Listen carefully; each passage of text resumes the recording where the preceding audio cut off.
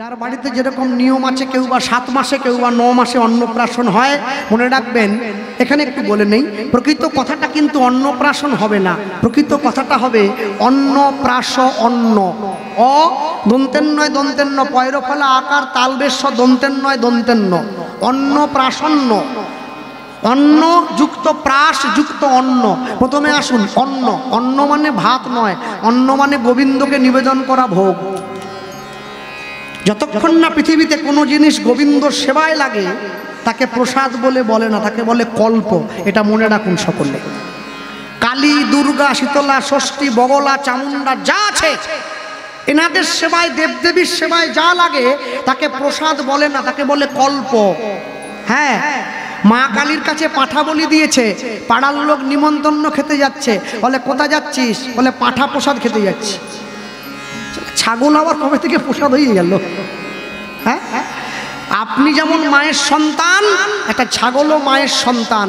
মা কোনোদিন ছাগলের রক্ত খায় না, মা কোনোদিন পশুর রক্ত খায় না, মা কোনোদিন সন্তানের রক্ত খায় না। আপনি পারবেন বন থেকে একটা বাঘ ধরে এনে বলি দিতে? বাঘকে বলি দিতে গেলে বাঘ ঘুরে মানুষকে বলি দিয়ে দেবে, তাই মানুষ যায় না। পাঁঠাকে তো আর পাঁঠা তো কাউকে কিছু করতে পারে না, তাই ওকে ধরে এনে বলি দেয়। এই যে কদিন আগে কালী পুজো চলে গেল, আমার নিজের দাদা, হ্যাঁ মানে আমার কাকুর ছেলে, ও জোড়া পাঁঠা দিয়েছে মায়ের কাছে। হ্যাঁ, জোড়া পাঁঠা দিয়েছে। আস্তে যার যেরকম ভাব তার সেরকম লাভ। দুপুরবেলায় আমাকে পরের দিন সকালবেলায় এসে বলছে, ভাই কি বড় মা কি বাড়িতে আছে? আমি বললাম আছে। আজকে গান আছে নাকি? আমি বললাম না। কেন? যেদিনকে আমার গান থাকে না আমার বাড়ির লোকের বিশাল কষ্ট, মানে যে ভুল ধরবো। আর যেদিনকে আমার গান থাকবে ওরা প্রাণে হাওয়া পায়, বলে আপদ বিদায় হচ্ছে। আপদ বিদায় হওয়া মানে বিপদও চলে যাচ্ছে, আর ভয় নাই। আমরা যেমন করে খুশি চলবো, ডান হাত দিয়ে ভাত খাবো, বাঁ হাত দিয়ে জল খাবো, খাটে বসে মুড়ি খাবো, বাধা দেয় কে? ও থাকলে যত দোষ, অতএব ও চলে যাক।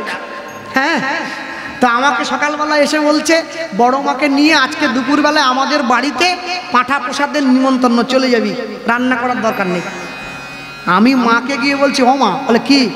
আমি দাদা যে বলে গেল আজকে দুপুরবেলা আমাদের মা ছেলের ওদের বাড়িতে ছাগল প্রসাদের নিমন্ত্রণ। মা, ছাগল আবার কবে থেকে প্রসাদ হয়ে গেল? আমার মা আবার আমার প্রশ্নের উত্তর দিতে খুব ভয় পায়, বলে দূর হও আমার সামনে থেকে, যে তোকে প্রশ্ন করেছে ওকে গিয়ে বলকে যা। তা আমি তো আর কীর্তন করি, আমি তো আর পাঁঠা খাবো না। আমি ঘরে বসে আছি, ও পরের দিন সকালবেলা বাজার করতে যাচ্ছে, আমার সঙ্গে দেখা হয়েছে। আমি বসেছিলাম খবরের কাগজটা নিয়ে, ও আমাকে বলছে, কি রে এই ভাই, এত করে বলে গেলাম, গেলেননি কেন? গেলেননি কি জন্য? আমি বলছি এই শোন। বলে কি? আমি বলছি হ্যাঁ রে, সত্যি সত্যি পাঁঠা হয়েছিল? হ্যাঁ, তুই জানিস না আমি কীর্তন করি, আমি কি পাঁঠা খাবো? ও, তুই সবাইকে বুঝচ্ছিস আর নিজেও অবুঝ রয়ে গেছিস কেন রে ভাই? কি করলাম রে? নিরামিষ নিরামিষ, শালা পাঁঠাও বলছে নিরামিষও বলছে, আমি তো চিন্তায় পড়ে গেছি। হ্যাঁ, আমি যতদূর জানি আমরা হিঁচড়কে গাছ পাঠা বলি, ওটা নিরামিষ বলে, কিন্তু এই হিঁচড়কে গাছ পাঠা বলে, তুই কি হিঁচড় দিয়েছিস? বলি না না, হিঁচড় দেবো কি জন্য? পাঁঠা পাঁঠা, পাঁঠাও বলছে নিরামিষও বলছে। নিরামিষ বলছিস কেন? ওরে পাগল, এইটুকু জ্ঞান হলো নি? তবে কি হয়েছে কি? সব নিরামিষ কেন জানিস? মায়ের সামনে দিয়েছি তো, রসুন পেঁয়াজ পড়েনি, শুধু আদা দিয়ে হয়েছে। সেটা কিরকম অসভ্য চিন্তা করো, এগুলো বামুনদের অসভ্যতা। রসুন পেঁয়াজ পড়েনি বলে পাঁঠা নিরামিষ হয়ে গেছে। হ্যাঁ, এক পাঁঠা আমাকে এসে পাঁঠা খাওয়ার গল্প শোনাচ্ছে, রসুন পেঁয়াজ পড়েনি, পাঁঠা নিরামিষ। কিরকম অসভ্যতা চিন্তা করতে পারছো? মায়ের কাছে মানসিক করেছে। শোনো, মায়ের কাছে পাঁঠা বলি দিতে কোথাও বলা নেই, মায়ের কাছে বলি দিতে হবে পাঁঠা নয়, তোমার হৃদয়ের অহংকার অভিমানকে ছাগল করে মায়ের চরণে বলি দিতে হবে, জগতের পাঁঠাকে বলি দিও না। হ্যাঁ, অন্ন মানে ভাত নয়, অন্ন মানে গোবিন্দকে নিবেদন করা ভোগ। এরপরে আসো প্রাস, সেই ভগবানকে নিবেদন করা ভোগ। ভগবানের কোনো শুদ্ধ ভক্ত সেবা করলে তখন হবে প্রাস। এরপরে ওই ভক্তের এঁঠো বা উচ্ছিষ্ট নিয়ে গিয়ে যদি ওই ছোট ছেলে বা মেয়েটার মুখে দাও তবেই হবে অন্ন প্রাস অন্ন। আর যেটা আমার আপনার বাড়িতে হয় ওকে কি বলে? মুখে ভাত। মুখে ভাত। মামা বাড়ির থেকে দাদু এসে গেছে, একই চেন দেখছো, এ 2 ডবল মোটা চেন নিয়ে মেয়ে বসে আছে, বাবাকে বলছে বাবা তোমার নাতির মুখে রুই মাছের মুড়োটা ঠেসে দাও। হয়নি? আমি বলছি মামা তুমি রুই মাছের মুড়ো ঠেসে দিচ্ছ, ও তো বিষম লেগে যাবে, ছোট ছেলে, দুধের শিশু। চুপ কর, তুই থাম। সব জায়গায় তো কীর্তনের ডায়লগ চলবে নি কেন? আমি কি ভুল বলেছি? এখন থেকে মাথা খাওয়া শিখছি। এখন মাছের মাথা খাচ্ছে, বড় হয়ে সমাজের মাথা খাবে। তারপরে আরেকটু বড় হলে হাতে লাঠি ধরিয়ে দিব, কি করে বড় ভাসুরের কাছ থেকে সম্পত্তি আদায় করতে হয় বুঝে নেব। হ্যাঁ, মনে রাখবে, তুমি যাই করছো না কেন, যেভাবেই করছো না কেন, একটু ভেবে দেখো তুমি যার জন্য মর ভেবে ভাবো সে কি তোমার সঙ্গে যাবে। তুমি যার জন্য মর ভেবে মা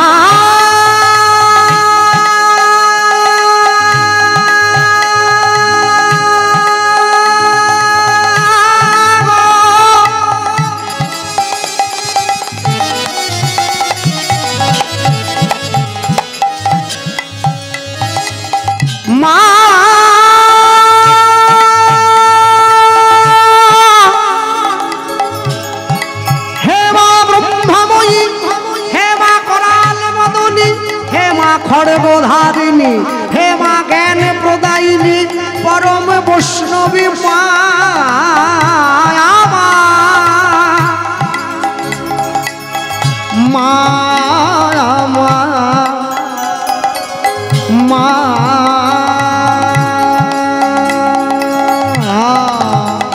তুমি যার জন্য মর ভেবে ভাবো সে কি তোমার সঙ্গে যাবে।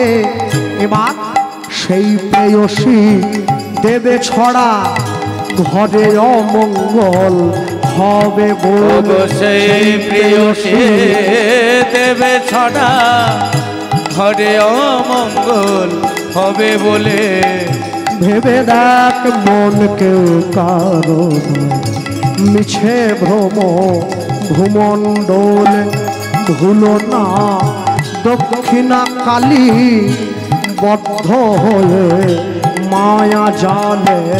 ভেবে দেখ নিতাই গৌর হরি হরি মিছে ভ্রম ভূমণ্ডলে, ভেবে দেখ মন কেউ কারণ নয়।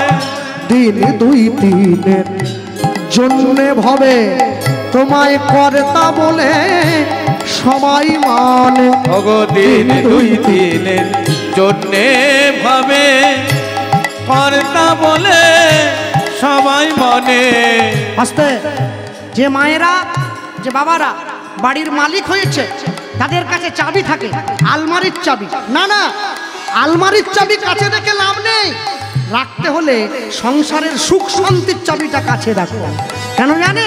মনে রাখবেন, পাকার বাড়ি যখন তৈরি হয়, ইটের উপরে ইট সাজিয়ে বাড়িটা তৈরি হচ্ছে, আর ইটগুলোকে জোড়া রাখার জন্য, ধরে রাখার জন্য একটা জিনিস দেওয়া হয় যার নাম হচ্ছে সিমেন্ট। তাই তো? ওই সিমেন্ট একটা শিক্ষা দিচ্ছে আমাকে, জানেন কি শিক্ষা? ওই সিমেন্টটা আমাকে শিক্ষা দিল, দেখো বন্ধু, আমি যখন কারোর সঙ্গে কাউকে আটকে রাখতে চাই আমাকে নরম হতে হয়, কিন্তু সেই আমি যখন শক্ত হয়ে যাই, শুকনো হয়ে যাই, আমাদের বন্ধন কিন্তু আর ছেড়া যায় না। বন্ধন হতে হলে সিমেন্টের মতো হও। দিন 2-3 জন্যে ভাবে কর্তা বলে সবাই মনে। এবার সেই কর্তারে দেবে ফেলে কালা কালে কর্তা এলে। সেই কর্তারে দেবে ফেলে কালা কালে কর্তা এলে। ভেবে দেখ মন কেউ কারণ নয়। নিতাই গৌর প্রেমানন্দে হরি হরি। ভেবে দেখ মন কেউ কারণ